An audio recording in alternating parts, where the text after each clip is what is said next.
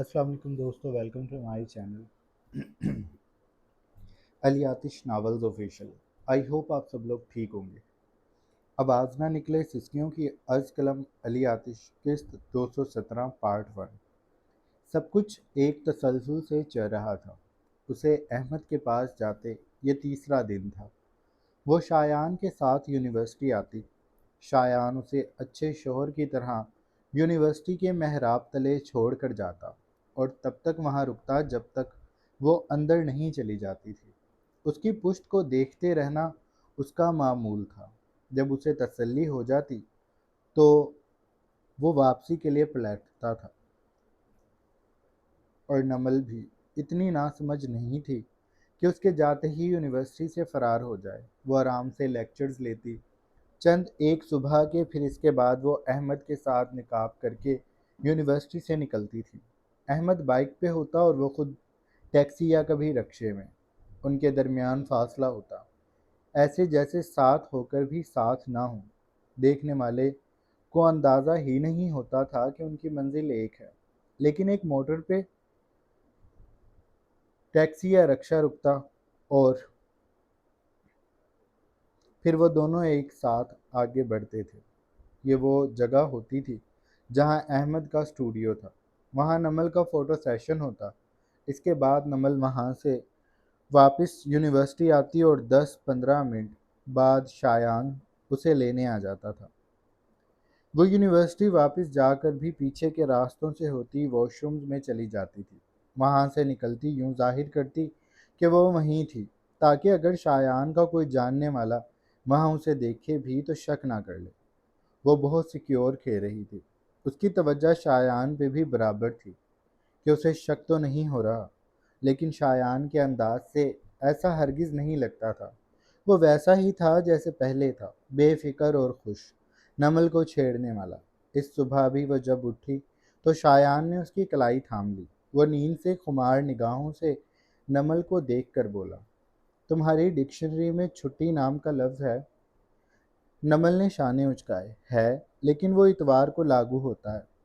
शायान बदमज़ा हुआ। उसने गंदा सा मुंह बनाकर नमल को अपनी जानिब खींचा तो वो उसके सीने पे बिखरती चली गई, यूं जैसे शाख से पत्ते हवा के दोष पे जुदा हों और फिर ज़मीन से जा लिपटें। वो भी शायान के सीने पे यूं ही बिखरी थी। उसकी काली जुल्फ़ें शायान के चेहरे पे चिलमन की मानित फैल गई थी। शायान ने लम्हा भर आंखें मींची और उनकी खुशबू को महसूस करता वो उन्हें समेट कर उसकी गर्दन से हटाता, उसकी गर्दन की पुश्त पे उंगलियों के पोर फेरने लगा। नमल के जिस्म में गुदगुदी सी होने लगी। वो अपनी हथेली शायान के सीने पे रखकर उसके सीने की हिद्दत को महसूस कर रही थी। शायान की आंखों में खुमार बरकरार था। नमल की गजाली आंखें उस तपिश की ताब ना ला पाती थी, इसलिए पलकें लरजती थीं। इस शख्स के हर रोज़ इतने करीब रहकर भी वो अभी तक उसके सामने मुकम्मल ना खुल सकी थी, और वो अक्सर जब रात के मुतालिक सोचती तो झुरझुरी लेकर ज़ेरे लब कहती, बेशर्म कहीं की।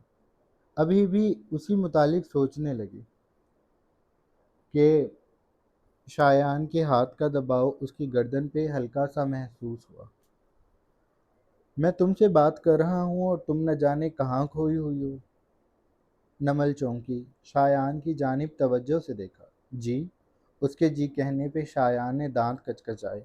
जी के बच्ची?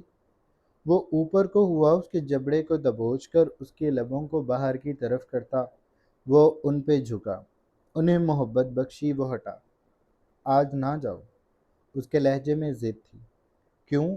आप आज छुट्टी कर रहे हैं? शायान ने सरनामे हिलाया। तो फिर मैं घर रहकर क्या करूँ? शायान ने शरारत से कहा। मुझे याद कर लेना। नमल हंस दी। मैं आपको यूनिवर्सिटी में भी याद करती हूँ। शायान ने ज़िद्दी से अंदाज में सर ना में हिलाया। घर रहकर करो। नमल ने उसे आंखें दिखाईं।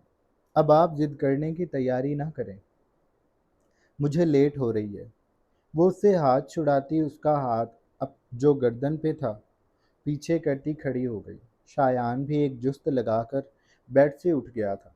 उसके रास्ते को बंद करके वह बाहें फैला चुका था। میں نہیں جانے دیتا تمہیں۔ نمل سمٹی۔ شایان کی آنکھوں میں خمار کا دھواں بڑھتا گیا تھا۔ شایان، میرا آج ضروری ٹیسٹ ہے۔ اس نے جھوٹ بولا تھا۔ شایان ایک قدم اس کی طرف بڑھا۔ ہو، بے شک، لیکن تم نہیں جاؤ گی۔ وہ قریب ہو رہا تھا۔ نمل کے قدم پیچھے اٹھنے لگے۔ شایان دیکھیں، ضد نہ کریں، میری مجبوری ہے۔ شایان نے سر ہلایا۔ میں تمہاری مجبوری سمجھ رہا ہوں۔ چلو ایک کھیل کھیلتے ہیں۔ وہ شرارت سے اس کے قریب ہوتا جا رہا تھا۔ نمل کی جان لبوں پہ آ رہی تھی۔ وہ دروازے تک گئی۔ ابھی اس نے ناپ پہ ہاتھ ہی رکھا تھا کہ وہ چلایا، اگر تم باہر گئیں تو میں تمہیں سزا دوں گا۔ بزدل مت بنو، بہادر بنو، شاباش۔ وہ اس کے عقب میں آ گیا تھا۔ نمل کی پشت اس کی جانب تھی۔ ناپ پہ اس کی گرفت ڈھیلی پڑ گئی۔ شایان، وہ بے بسی سے پلٹ گئی۔ مجھے نہیں کھیلنا صبح صبح، میں یونیورسٹی سے آ جاؤں پھر کھیلوں گی۔ شایان نے سر دائیں بائیں ہلایا۔ یہ کھیل موڈ بننے پہ کھیلا جاتا ہے۔ ابھی میرا موڈ بنا ہوا ہے، شام تک پتہ نہیں میرا موڈ بنے نہ بنے۔ وہ شانے اچکا کر ایسی معصومیت سے بولا کہ نمل کا ایک پل کے لیے اس پہ پیار آیا، لیکن اگلے ہی پل جب اس نے ان بھوری آنکھوں میں ہلکورے لیتی شرارت کو دیکھا تو اس نے پیار کو کھڑکی سے باہر پھینک دیا۔ آپ کا موڈ ہر وقت بنا رہتا ہے۔ دن میں اگر آپ کو کام پہ نہ جانا ہو تو آپ بستر سے نہ خود اٹھے نہ مجھے اٹھنے دیں، اور رات کو تو آپ ویسے ہی اتنے شدید ہو جاتے ہیں کہ میری پرواہ ہی نہیں کرتے۔ شایان نے اسے حیرانی سے دیکھا۔ اس کے شکوے نے اسے حیران کیا تھا۔ اب تم جھوٹ بول رہی ہو، میں بہت کیئر کرتا ہوں۔ وہ اس کے قریب ہو رہا تھا۔ نمل دروازے سے لگ گئی تھی۔ نازک سراپا دروازے سے چپکا ہوا کھڑا تھا، جیسے جاڑے کا موسم کمرے میں چپکے سے آ گیا ہو اور وہ مکمل طور پہ نمل پہ ہی مہربان ہوا ہو۔ شایان کو فرق ہی نہیں پڑ رہا تھا اس سردی سے، اس برف باری سے جو کمرے میں ہو رہی تھی، جو نمل کو لرزا رہی تھی۔ شایان اس کے قریب آ گیا تھا۔ اس نے نمل کے دونوں جانب ہاتھ رکھے اور اس کے چہرے پہ جھک گیا۔ اس کی پرتپش سانسیں نمل کے گالوں کو جلانے لگی تھی۔ بتاؤ، جب تم کہتی ہو رکیں شایان، تو کیا میں نہیں رکتا؟ کیا ہم اکٹھے سانس نہیں لیتے؟ تمہیں ایڈجسٹ ہونے کے لیے وقت نہیں دیتا؟ بتاؤ۔ وہ سوال کر رہا تھا۔ یہ سب سچ تھا، نمل انکار نہیں کر سکتی تھی، لیکن مجھے ابھی آپ کے ساتھ یہ والا کھیل نہیں کھیلنا، میں تھک جاؤں گی۔ شایان نے اپنا ناک اس کے ناک سے جوڑا۔ ایک راؤنڈ کھیلتے ہیں، پھر چلی جانا، زیادہ وقت نہیں لگتا، تم جانتی ہو۔ نمل سب جانتی تھی۔ شایان جان بوجھ کر اس کو لمبا کرتا تھا، اتنا کہ رات اپنے آخری پہر کو پہنچ جاتی تھی اور نمل تڑپ جاتی تھی۔ اس کی آنکھوں میں آنسو بھر جاتے تھے۔ وہ کھیل کا انجام چاہتی تھی جو صرف ہار تھا۔ لمبی سڑک پہ بھاگتے رہنے کے بعد وہ رک جانا چاہتی تھی، پسینے سے بھیگے وجود کو آرام دینا چاہتی تھی، ٹوٹے اعصاب کو سکون بخشنا چاہتی تھی، لیکن شایان کا ساتھ اسے رکنے نہیں دیتا تھا۔ وہ بھاگتی تھی، دوڑتی تھی، کھیلتی تھی، اور نہ بھی کھیلتی تو وہ اسے مجبور کرتا۔ وہ اسے اکساتا تھا، اس کی بھرائی آواز پہ، یہ کہنے پہ کہ شایان اب ختم کرتے ہیں، تو وہ اسے اپنے اور قریب کر کے پسینے سے بھیگی پیشانی کو اس کی پیشانی سے جوڑ کر بھاری سانسوں اور سرخ چہرے سے کہتا، بس تھوڑی دیر، انجام کو پہنچنے والے ہیں، میں بس ہار رہا ہوں۔ نمل کروٹ لیتی، سسکیوں بھری، شایان میں ہار گئی ہوں۔ وہ رو دیتی۔ شایان اس کے بکھرے بالوں کو سنوارتا، اس کے گال پہ بوسہ دیتا۔ مجھے بھی ہارنا ہے، میں تمہیں اکیلے ہارتے نہیں دیکھ سکتا، جب ہار ہم دونوں کو ملنی چاہیے۔ وہ کمزوریوں کو قابو کرتا، ان میں اترتا، ایسے کہ نمل گہرا سانس بھر کر اسے اس ندی میں اترتے دیکھتی تھی جس میں شایان کے اترتے ہی نمل کو تکلیف ہوتی تھی۔ وہ کناروں پر سر ٹکراتی اور شایان ندی کی گہرائی ناپتا رہتا، اور جب نمل بالکل ٹوٹ جاتی تو وہ اس کے اوپر گہرے سیاہ بادل کی مانند چھا جاتا، جو سورج کو بھی اپنی لپیٹ میں لے لے تو وہ بھی اپنی چمک کھو دے۔ نمل بھی ایسے ہی بجھ جاتی تھی اور پھر وہ اتنی بے خبر ہو کر سوتی کہ صبح دیر تک سوئی رہتی۔ آج کل وہ احتیاط کر رہی تھی تاکہ وہ یونیورسٹی جا سکے۔ شایان کو روکنا تو ظاہر سی بات ہے ہمیشہ سے مشکل رہا تھا، لیکن اب یہ مشکل دن بدن بڑھتی جا رہی تھی۔ نمل کو لاکھ جتن کرنے پڑتے تھے اسے سمجھانے کے لیے، وہ ابھی بھی یہی کر رہی تھی۔ شایان، شام میں کھیلیں گے، اس نے بات دہرائی۔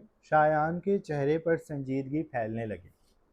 مجھ سے زیادہ ضروری ہے یونیورسٹی، وہ اپنے مہرے آگے بڑھانے لگا۔ شایان، آپ اس کا جواب جانتے ہیں؟ شایان نے افسوس سے نمل کو دیکھا۔ یعنی ہاں۔ نمل کے چہرے پر ناراضی پھیلی۔ جان بوجھ کر یہ بندہ اسے زچ کرتا تھا، اکسایا کرتا تھا کہ نمل اپنے منہ سے محبت کا اظہار کرے۔ اس کا جواب نہ ہے۔ یعنی آپ سے ضروری تو میں خود بھی نہیں ہوں۔ شایان خوش ہو گیا۔ سچی؟ تو مان جاؤ نا۔ وہ اس کے اور قریب ہو گیا، اسے خود میں سمیٹنے لگا۔ جب تم ایسی پیاری پیاری باتیں کرتی ہو تو میرا دل کرتا ہے میں تمہیں کہیں بھی نہ جانے دوں۔ نمل نے اسے چھیڑا۔ آگے سے احتیاط کروں گی۔ شایان چونکا، پھر اس کی آنکھوں میں برہمی دکھائی دینے لگی۔ میں کہہ رہا ہوں ایسی باتیں کرتی رہا کرو۔ نمل نے اس کے شیو سے بھرے گال پہ اپنا مرمری ہاتھ رکھا۔ آپ میرے گڈ بوائے ہیں نا؟ اس نے محبت سے کہا۔ شایان نے اچھے بچوں کی طرح سر ہاں میں ہلایا۔ تو مجھے تیار ہو کر یونیورسٹی جانے دے، میں آ کر آپ کے ساتھ کھیلوں گی۔ اس کھیل کا ذکر ہی نمل کے گال جلا دیا کرتا تھا۔ کیسا مشکل امر تھا ایسی بے باکی سے اس کا اظہار کرنا۔ شایان چند پل اسے دیکھتا رہا، پھر اس نے گہرا سانس لیا۔ پھر میں 2 گیمیں کھیلوں گا اور میری مرضی سے، اس نے اپنی بات پہ زور دیا تھا۔ نمل کا دل ڈوب کر ابھرا۔ بتاؤ منظور ہے تو چلی جاؤ۔ نمل کے پاس مان جانے کے علاوہ اور کوئی چارہ نہیں تھا، اس لیے وہ مان گئی۔ اس نے مرے ہوئے انداز میں سر ہلایا۔ اتنی بری شکل بنا کر ہاں کرو گی تو میرا موڈ خراب ہو جائے گا، اور میرا موڈ خراب ہوتا ہے تو مجھے غصہ آتا ہے۔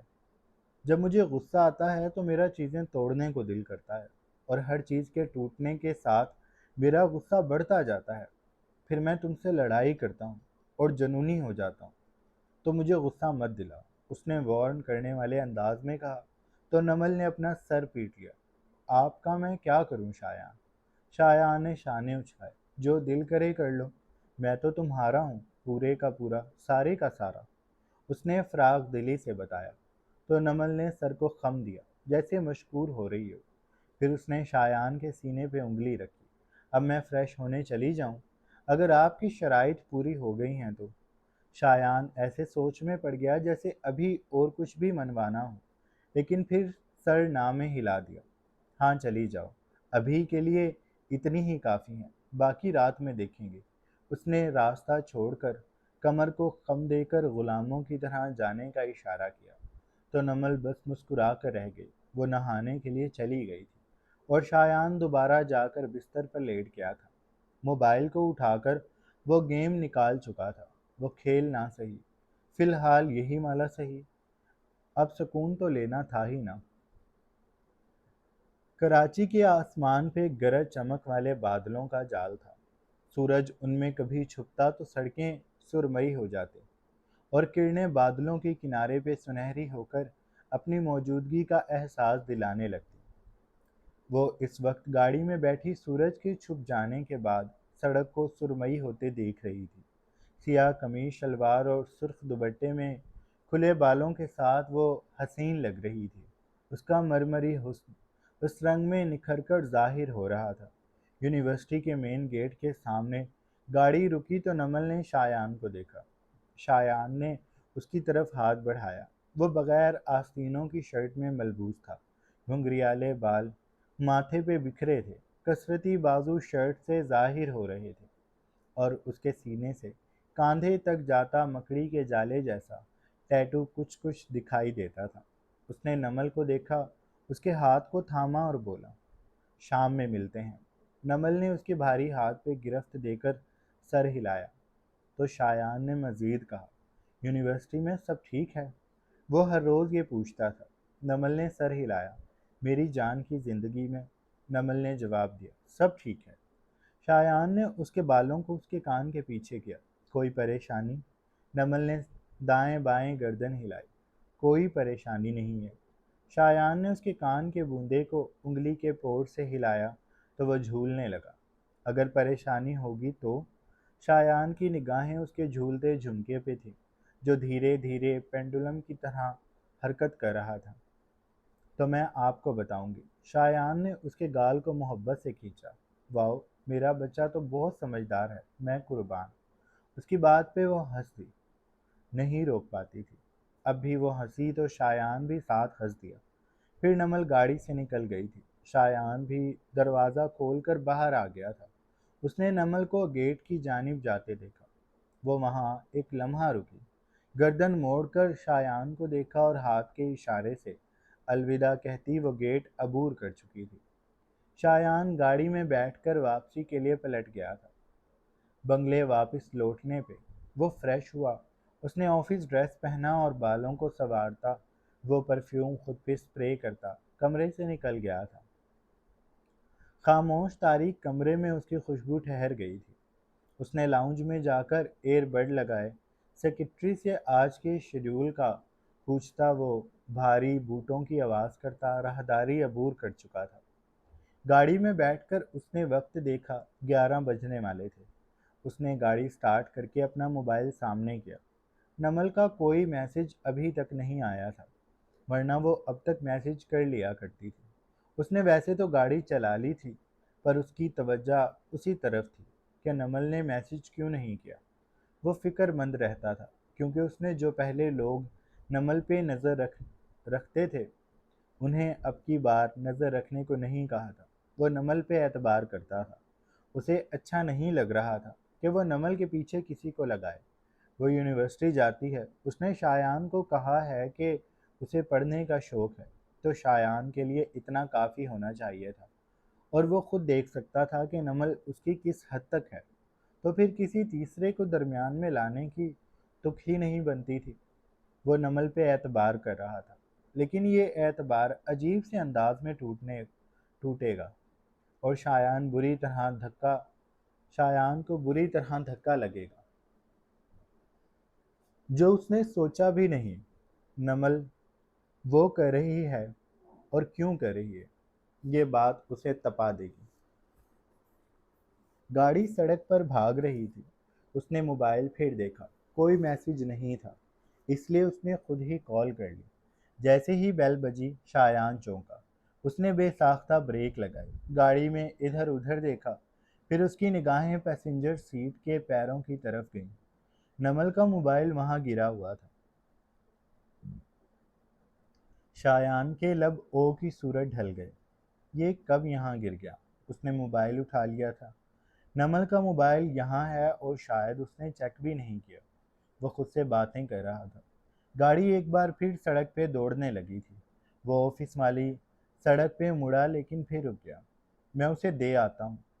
مجھے یوں بے وقت دیکھ کر وہ چونک بھی جائے گی۔ وہ اسے حیران کرنا چاہتا تھا، لیکن اسے کیا پتا تھا کہ اب کی بار حیران ہونے کی باری شایان کی ہے۔ اس نے گاڑی یونیورسٹی کے راستے پہ ڈال لی۔ یونیورسٹی کی سڑک بالکل سنسان تھی۔ شایان کی گاڑی درختوں کی اوٹ کے قریب تھی۔ اس نے نمل کے موبائل کو کوٹ کی جیب میں ڈالا اور دروازہ کھولا۔ وہ گاڑی سے باہر نکلا۔ اس نے دروازہ ابھی بند بھی نہ کیا تھا کہ کسی احساس کے تحت وہ رک سا گیا۔ وہ سڑک کی دوسری جانب تھا، گھنے درختوں کے قریب، گاڑی کی اوٹ میں۔ یونیورسٹی کی محراب اس کی نگاہوں کے سامنے تھی۔ پرشکوہ دیواروں نے گیٹ کو سنبھال رکھا تھا، جو کھلا، اور اس میں سے سیاہ قمیص شلوار والی لڑکی سر پہ دوپٹہ لیے نکلی۔ اس کا انداز محتاط تھا۔ باہر آتے ہی اس نے ایک محتاط نگاہ سڑک کے اوپر ڈالی، لیکن سامنے نہ دیکھا۔ شایان رکا ہوا تھا، تھما ہوا تھا۔ اس کے ماتھے پہ ناسمجھی کے بل پڑ رہے تھے، آنکھوں پہ سن گلاسز لگے تھے، لیکن پھر بھی ان کی حیرانی نمایاں ہو رہی تھی۔ اسے پہلے تو یقین نہ آیا کہ وہ نمل ہی ہے، لیکن پھر اسے یقین کرنا پڑا۔ وہ نمل ہی تھی، اور نمل کے کچھ قدم آگے بڑھتے ہی، جب شایان نمل کو پکارنے ہی والا تھا، تو اس نے گیٹ سے احمد کو نکلتے دیکھا، بالکل نمل کی طرح۔ شایان کو اصل جھٹکا اب لگا تھا۔ اس کے لب جو نمل کو پکارنے کے لیے کھلے تھے دوبارہ سمٹ گئے۔ درختوں کے گھنے پتے اور گھنے ہونے لگے۔ سایہ سیاہی بن رہا تھا جو شایان کے اوپر قطرہ قطرہ برس رہا تھا۔ احمد اس کے پاس گیا۔ اس نے نمل کے قریب بائک روکی۔ نمل نے اسے دیکھا، وہ کچھ بولے، احمد بھی بول رہا تھا۔ پھر نمل کچھ شش و پنج میں مبتلا ہو کر بائک پہ بیٹھ گئی۔ اس نے احمد سے فاصلہ کر رکھا تھا، لیکن جب بائک ایک جھٹکے سے چلی تو نمل کا ہاتھ بے ساختگی میں احمد کے شانے پہ رکھا گیا، اور شایان کو لگا جیسے کسی نے اس کے دل پہ گھونسا مارا ہو، اور وہ گھونسا اتنا شدید تھا کہ شایان کی آنکھیں گلابی پڑ گئیں۔ اس نے سن گلاسز اتارے تو ان آنکھوں کا رنگ بدلا ہوا تھا۔ اسے ہر چیز سرخ دکھائی دے رہی تھی۔ وہ آنکھیں خون کے لوتھڑے بن گئی تھیں۔ سایہ گہری سیاہی بن چکا تھا۔ قطرے بارش کے قطرے بن گئے تھے، اور وہ بارش لمحوں میں شایان کو بھگو چکی تھی۔ شایان کا چہرہ سیاہ پڑ گیا تھا، اور آنکھیں سرخ، اور دل سینے کو چیر کر باہر آنے کو ہو رہا تھا۔ نمل احمد کی موٹر سائیکل پہ بیٹھی اس سے دور جا رہی تھی۔ شایان اسے دور جاتے دیکھ رہا تھا، اور جیسے جیسے نمل دور ہو رہی تھی، شایان کے جسم میں خون کی گردش بڑھتی جا رہی تھی۔ وہ خون کن پٹیوں پہ ٹھوکریں لگا رہا تھا۔ ہر ٹھوکر میں ایک سوال تھا جو شایان کو سلگتی آگ کی بھٹی میں دھکیل رہا تھا۔ نمل اس وقت یونیورسٹی سے کیوں نکلی؟ اس نے خود سے سوال کیا۔ کوئی مجبوری ہوگی۔ خود کو جواب دیا، اسے مجھے بلانا چاہیے تھا۔ ایسی کیسی مجبوری تھی؟ اس نے خود کو جواب دینے کے بعد کہا تھا۔ وہ گاڑی میں بیٹھ چکا تھا۔ موٹر سائیکل اس کے سامنے تھی، سڑک پہ بھاگتی۔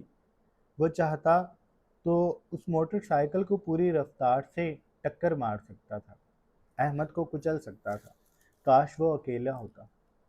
شایان نے دل سے دعا کی تھی۔ اس نے گیئر لگایا تھا۔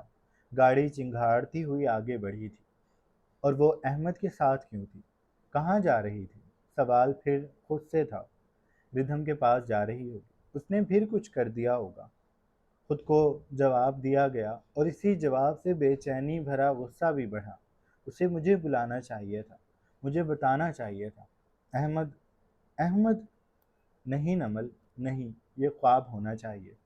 اس کی آنکھوں کے سامنے بار بار وہی ایک منظر گھوم رہا تھا، جب نمل کا ہاتھ احمد کے شانے پہ تھا۔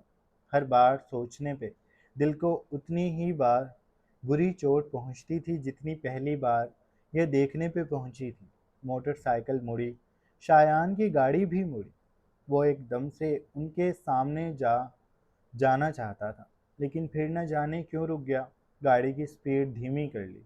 موٹر سائیکل رکی تھی ایک گھر کے سامنے، ایک ویران غیر آباد گھر کے سامنے۔ نمل اتر کر اس گیٹ میں تیزی سے داخل ہو گئی، اور پھر شایان کو لگا کہ وہ کبھی ہل نہیں سکے گا۔ احمد ابھی بھی موٹر سائیکل اندر کر چکا تھا۔ دروازہ بند ہو چکا تھا، اور شایان کو لگا اس کا دل بھی بند ہو گیا ہے۔ نمل احمد کے ساتھ اس گھر میں کیوں گئی تھی؟ اور اس سوال سے اسے اتنی اذیت ہوئی کہ اس کا دل کوئی ایڑی تلے مسلنے لگا، یا وہ کند چھری تلے تھا اور بے رحمی سے کاٹا جا رہا تھا۔ شایان کا سانس بھاری ہونے لگا تھا۔ بدنما سی خوشبو اس کے نتنوں سے ٹکرائی۔ سانسوں کے ساتھ وہ خوشبو اس کے اندر اتر رہی تھی۔ اس نے معاف ہوتے دماغ سے سوچنے کی کوشش کی کہ یہ بدبو کس چیز کی ہے۔ پھر اسے احساس ہوا جیسے کسی نے کچے گوشت کو آگ پہ رکھ دیا ہو، اور اس سے خون نکل کر آگ پہ گرنے لگے۔ وہ انسانی گوشت کے جلنے کی بدبو تھی۔ اتنی بدنما بدبو سے گاڑی بھرتی جا رہی تھی۔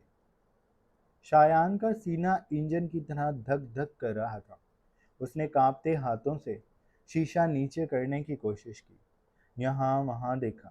اس گاڑی میں انسانی گوشت کون جلا رہا تھا؟ اسے اس بدنما بدبو سے نفرت ہونے لگی تھی۔ اس کی تلاش بڑھ رہی تھی۔